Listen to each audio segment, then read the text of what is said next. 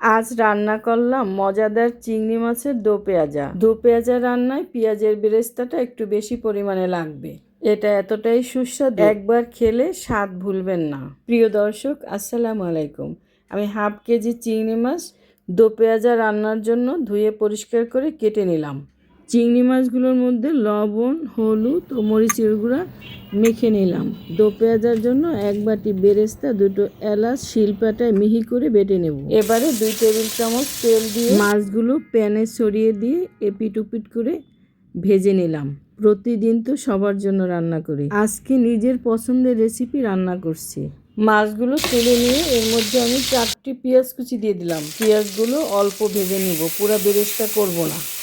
এবারে বাটা মশলা দিয়ে দেব। 1 চা চামচ করে আদা, রসুন ও জিরা বাটা দিয়ে দিলাম। 1 টেবিল চামচ শুকনো মরিচ গুঁড়া ও হাফ চা চামচ হলুদের গুঁড়া দিয়ে দিলাম। 5টি পেঁয়াজের বেরেস্তা বেটে দিয়ে দিলাম। 2 কাপ পানি দিয়ে ফুটে উঠলে এর মধ্যে চিংড়ি মাছগুলো দিয়ে দিলাম। 4-5টি কাঁচামরিচ ও স্বাদ মতো লবণ দিয়ে দিলাম। আরও একটু নেড়ে চেড়ে উল্টিয়ে দিয়ে ঢাকনা দিয়ে 2-3 মিনিট ঢেকে রান্না করব। ঢাকনা খুলে একটু নেড়ে চেড়ে দিলে ঝোল টেনে আসবে। আমার চিংড়ি মাছের দো পেঁয়াজা রেডি। এবারে একটি সার্ভিং ডিশে নিয়ে আমি গরম ভাতের সাথে পরিবেশন করব। খুবই সহজভাবে রান্না করলাম, কিন্তু স্বাদে একদম সেরা। চিংড়ি মাছের দো পেঁয়াজার রেসিপি কার কার পছন্দ কমেন্টে জানাবেন। ভালো লাগলে লাইক, কমেন্ট ও শেয়ার করবেন। সবাই ভালো থাকবেন। আল্লাহ হাফেজ।